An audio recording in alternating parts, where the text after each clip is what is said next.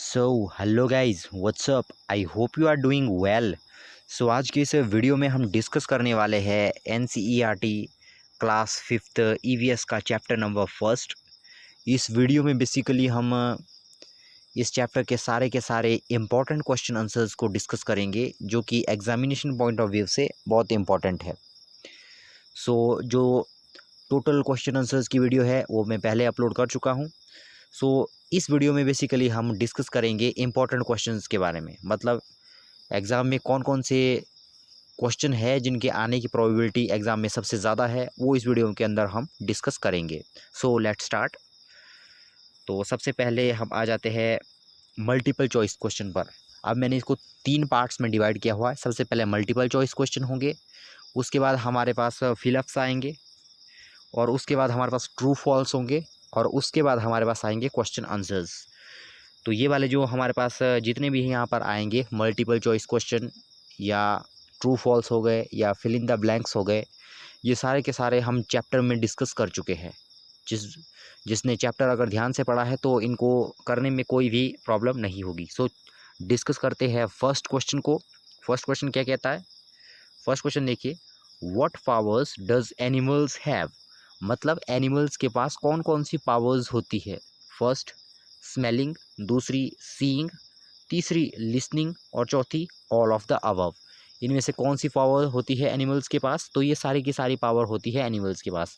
यानी कि animal smell भी कर सकते हैं, देख भी सकते हैं, वो लिसन मतलब सुन भी सकते हैं, मतलब ऑल ऑफ द अबव। हम आंसर में लिखेंगे ऑल ऑफ द अबव, मतलब सारे के सारे करेक्ट है ये।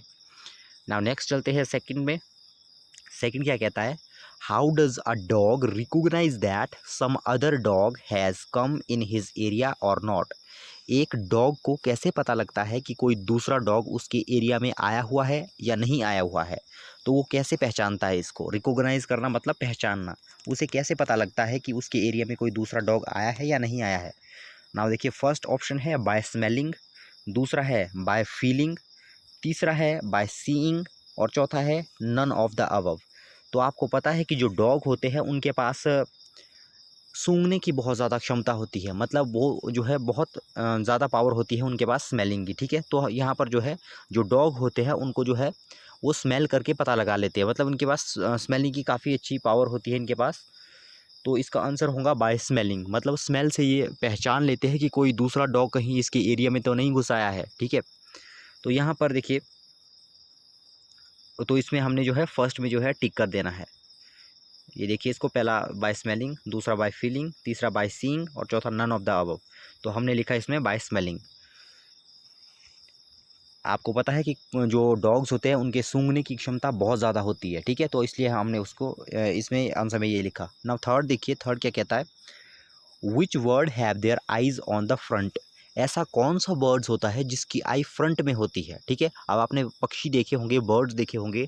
बर्ड्स ज़्यादातर हम कैसे देखते हैं? जैसे मान लीजिए ये कोई बर्ड है, ठीक है, तो हम देखते हैं कि उनकी आंख जो है साइड में होती है, इस तरह से साइड में होती है। ठीक है, हमारी तरह आगे को आंखें नहीं होती है बर्ड्स के, उनकी ये साइड, एक इस साइड होगी, एक दूसरी साइड को होगी। लेकिन कुछ बर्ड हमारे पास ऐसे हैं जिनकी आंखें जो है फ्रंट में होती है। ठीक है, अब आपको पहचानना है कि किसकी आंखें फ्रंट में होती है। फ्रंट में मतलब इस तरह से, जैसे ये उसका सिर है तो इस तरह से आगे को होंगी। ठीक है, तो अब पहचान सकते हो आप कौन सा बर्ड की आंखें जो है आगे को होती है, मतलब उसकी आंखें फ्रंट में होती है। तो आप बहुत इजी ऑप्शन है, पहला ओल है, दूसरा स्पैरो है, तीसरा कॉक है, नन ऑफ द अबव। तो इसका आंसर हम लिखेंगे यहाँ पर ओल। इसका आंसर होगा ओल, क्योंकि आपको पता है कि आपने उल्लू देखा होगा तो उसकी आंखें हमेशा कैसी होगी? फ्रंट में होती है, ऐसा उसका सिर होता है और इस तरह से उसकी आंखें लगी रहती है। ठीक है, तो इसका आंसर हम लिखेंगे ओल। नाउ नेक्स्ट हम चलते हैं ट्रू फॉल्स में। अब यहाँ पर ट्रू फॉल्स ये स्टेटमेंट यहाँ पर दी हुई है, अब आपको बताना है कि ये ट्रू है या फॉल्स है। ठीक है, नाउ फर्स्ट देखिए, फर्स्ट क्या कहती है? Snakes don't have ears. Snakes के पास ईयर्स नहीं होते। ट्रू है या फॉल्स है? ये बिल्कुल ट्रू है, क्योंकि स्नेक्स के पास जो है कान नहीं होते हैं। ठीक है, वो वाइब्रेशन से पता लगाते हैं। उनको कैसे पता लगता है कि कोई आदमी आ रहा है? मतलब जब हम ज़मीन पर चलते हैं तो वाइब्रेशन से ही उनको पता लग जाता है कि कोई जो है आ रहा है उनकी तरफ को। ठीक है, उनके पास आंखें होती है लेकिन कान जो है स्नेक्स के पास नहीं होते। तो इसमें हम क्या लिखेंगे? Snakes don't have ears. Snakes के पास कान नहीं होते हैं। ट्रू है या फॉल्स है? ट्रू है, कान नहीं होते। ठीक है, नेक्स्ट क्या है देखिए, dolphins make different types of sounds.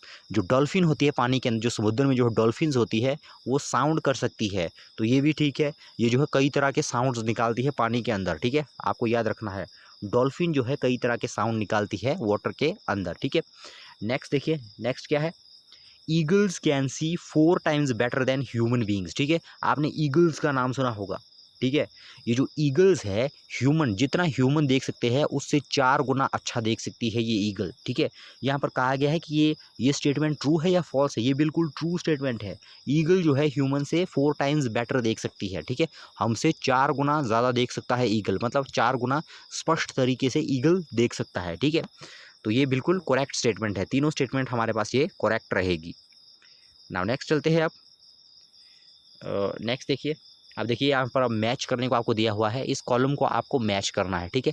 Exam में भी आपको जो है इस तरह के कॉलम जो है मैच करने के लिए आ जाते हैं। यहाँ पर देखिए, अब देखिए स्लॉथ, अगर आपने चैप्टर ध्यान से पढ़ा हो तो यहाँ पर इसको आपको करने में कोई ज़्यादा प्रॉब्लम नहीं आएगी, ठीक है। अब देखिए स्लॉथ, स्लॉथ के बारे में हम पढ़ चुके हैं। स्लॉथ क्या है? स्लॉथ एक बहुत ही लेज़ी एनिमल होता है जो बड़े बड़े जंगलों में रहते हैं, ठीक है, और बहुत ही लेज़ी होते हैं। ये ज़्यादातर टाइम जो है अप्रॉक्सीमेटली, जैसे आपको पता है कि 1 डे में जो है 24 आवर्स होते हैं, तो उन 24 आवर में से ये स्लॉथ जो है 17 जो आवर्स होता है वो सो के बिता देता है, मतलब सोए रहता है 17 घंटे तक ये स्लॉथ, ठीक है।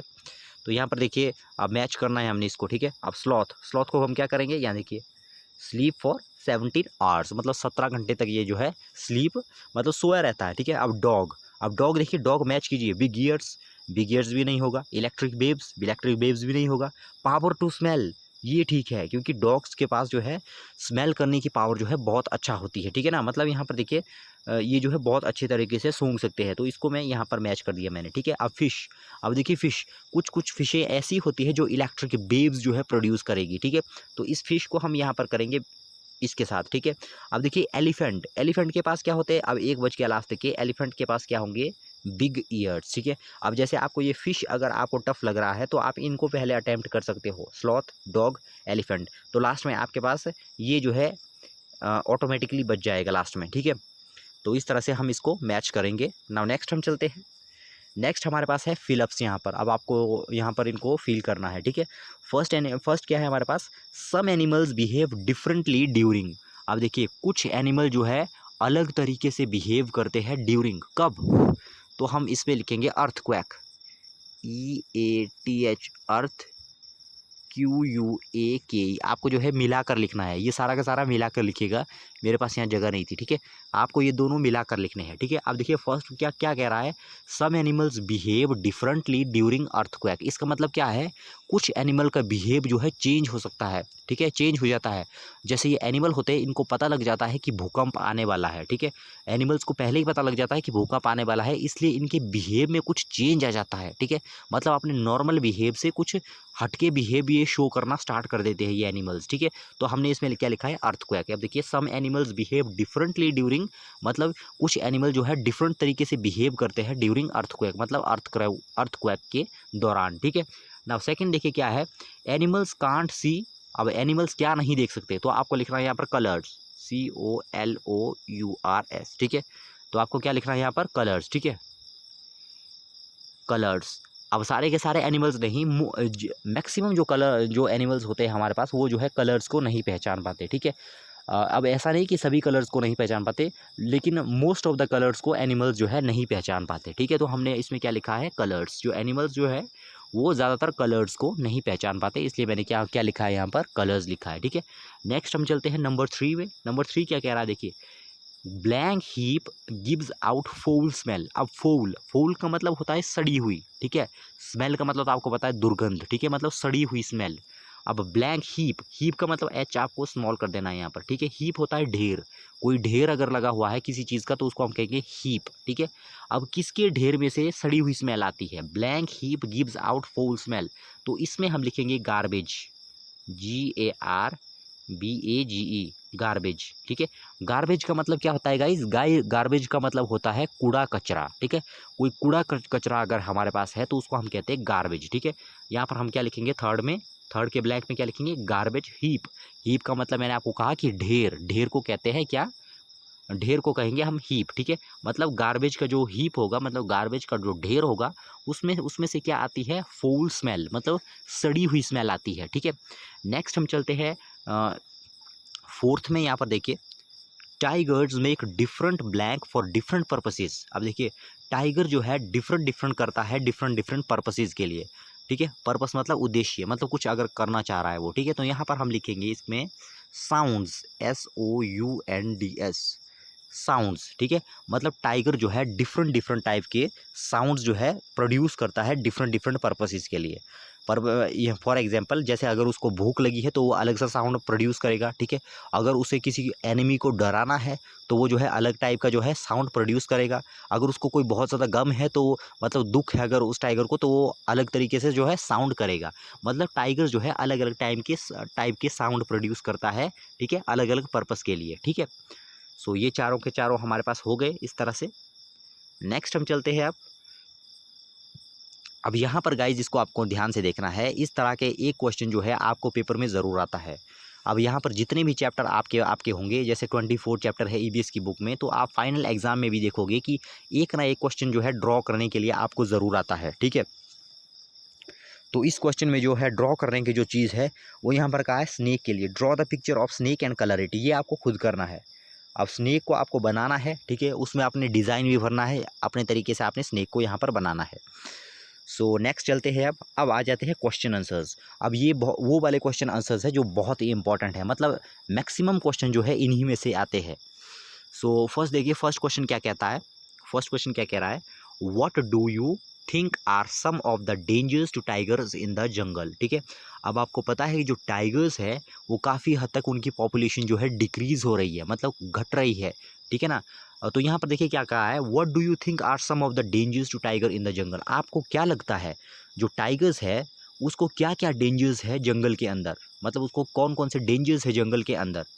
यहाँ पर देखिए, अब कौन कौन से डेंजर है यहाँ पर अब लिखते हैं हम नीचे, कौन कौन से डेंजर है उसको, किस किस चीज़ से जो है टाइगर को खतरा है जंगल के अंदर। अब यहाँ पर देखिए फर्स्ट मैंने क्या लिखा, इंक्रीज्ड एक्टिविटी ऑफ पोइचर्स, ठीक है।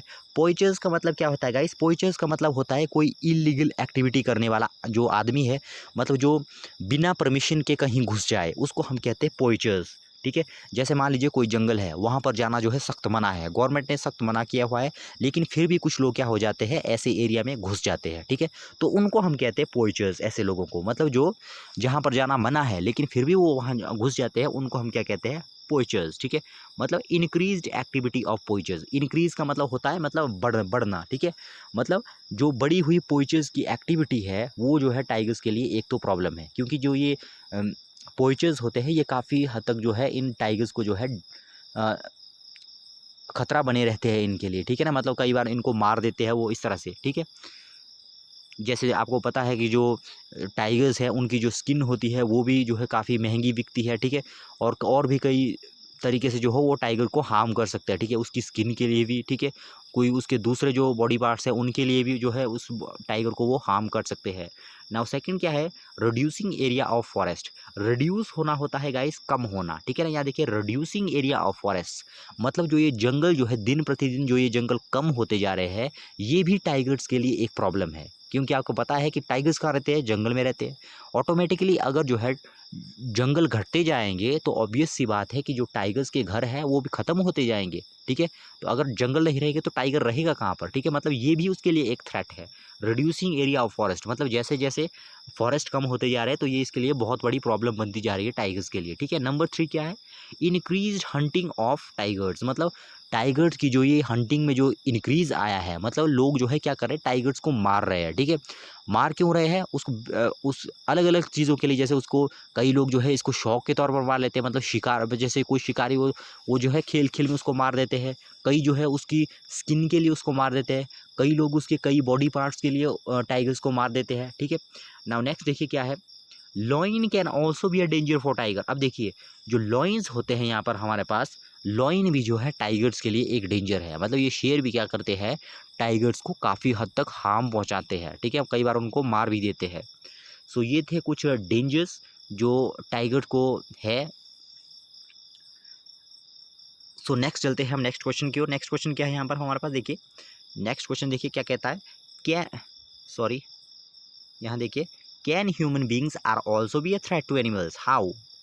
क्या ह्यूमन बीइंग भी जो है टाइगर के लिए एक थ्रेट है? थ्रेट का मतलब होता है खतरा, इसका क्या मतलब होता है? खतरा, ठीक है। क्या ह्यूमन बीइंग भी जो है टाइगर्स के लिए कोई खतरा है? हाउ? अगर है तो कैसे है, ठीक है।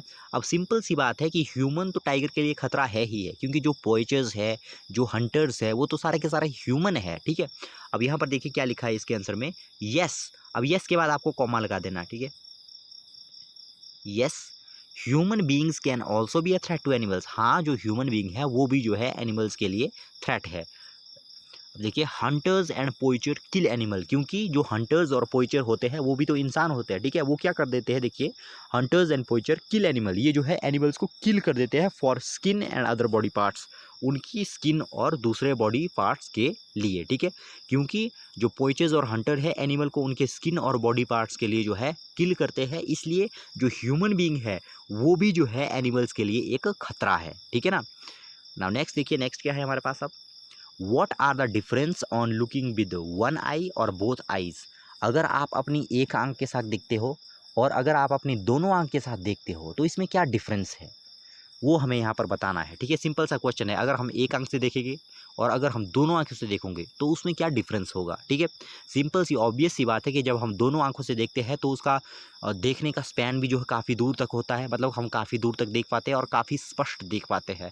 ऑन द अदर हैंड अगर हम एक आंख से देखें तो हम जो है उतना क्लियर नहीं देख पाते और ज़्यादा दूर तक भी नहीं देख पाते, ठीक है। तो यहाँ पर देखिए क्या लिखा है आंसर में, span of my vision increases with both eyes open as compared with one eye open. यहाँ पर यही कहा गया है कि जब जो मेरे विजन का जो मेरे विजन का स्पैन है, मतलब देखने की जो दूर तक देखने की जो क्षमता है, ठीक है, वो इंक्रीज हो जाती है अगर मैं दोनों आंखों को खुला करूँ, ठीक है, एज कम्पेयर टू विद। अगर मैं एक आंख से देखूँ तो उतना उतना जो है मेरा जो विजन होगा, जो विजन का जो स्पैन होगा, मतलब देखने की जो जहाँ तक देखने की जो मेरी क्षमता होगी वो उतनी नहीं होगी अगर मैं एक आंख से देखूंगा, ठीक है। आई कैन सी बेटर, मैं बेटर देख सकता हूँ, एंड कैन सी मोर, और ज़्यादा देख सकता हूँ, with my both eyes open, अगर मेरी दोनों की दोनों आंखें कैसी होगी, ओपन होगी। नाउ नेक्स्ट चलते हैं, नेक्स्ट क्वेश्चन देखिए, how did the ant know that the other ants were not from its group, ठीक है। अब यहाँ पर देखिए क्या कहा गया है कि जो दूसरी एंट्स होती है उनको कैसे पता लगा कि जो एंट थी उसको कैसे पता लगा कि जो दूसरी जो एंट्स है वो उसके ग्रुप से नहीं है। ये एंट्स के बारे में जो है हम काफ़ी अच्छे तरीके से जो है चैप्टर में पढ़ चुके हैं। जो एक एंट होती है उसको कैसे पता लगता है कि दूसरी एंट उसके ग्रुप से है या नहीं है, ठीक है। सिंपल सी बात है, जो एंट्स होती है वो स्मेल रिलीज़ करती है, ठीक है। जो स्मेल से वो पहचानती है कि वो जो दूसरी चींटी है वो उसके ग्रुप से है या नहीं है। सिंपल सी बात है कि स्मेल से पहचानती है, ठीक है। तो यहाँ भी हमने यही लिखा है, the ant come to know by the sense of smell that other ant were not from its group, मतलब उसकी जो सेंस ऑफ स्मेल थी, मतलब उसकी स्मेल से उसने पहचान लिया कि जो दूसरी एंट है वो उसके ग्रुप से है या नहीं है, ठीक है। तो ये भी काफ़ी इंपॉर्टेंट क्वेश्चन है। नेक्स्ट देखिए, नेक्स्ट क्या है, when do you find your sense of smell helpful to you? आपको कब लगा कि जो आपके जो सूंघने की जो क्षमता है, ठीक है, आपके सूंघने की जो क्षमता है, यहाँ पर देखिए क्या लिखा है, सेंस ऑफ स्मेल, मतलब सूंघने की जो आपकी क्षमता है, आपको कब लगा कि वो हेल्पफुल है, ठीक है। कहाँ कहाँ पर आपको लगता है कि ये हेल्पफुल है, लिस्ट सम एग्जाम्पल, आपको इसकी कुछ लिस्ट बनानी है यहाँ पर थोड़ी सी, ठीक है। अब यहाँ देखिए first, to know by its smell that food has gone bad. एक तो हमें देखिए, अब सूंघने से हमें क्या क्या फ़ायदे हैं, कैसे कहाँ कहाँ पर हेल्पफुल है।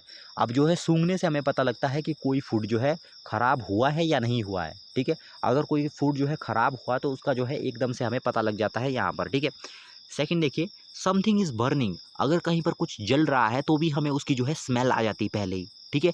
हम बिना देखे अंदाज़ा लगा सकते हैं कि कुछ चीज़ जल रही है, ठीक है। तो वहाँ पर भी जो है काम आता है ये। नंबर 3 देखिए, गैस लीकेज इन किचन, अगर मान लीजिए आपके गैस में कभी आपके जो घर किचन में जो कभी गैस लीक हो जाए तो वहाँ पर भी उसको सूंघने में भी जो है स्मेल का, उसके लिए भी जो है ये जो है सेंस काफ़ी हेल्पफुल होगी वहाँ पर, ठीक है।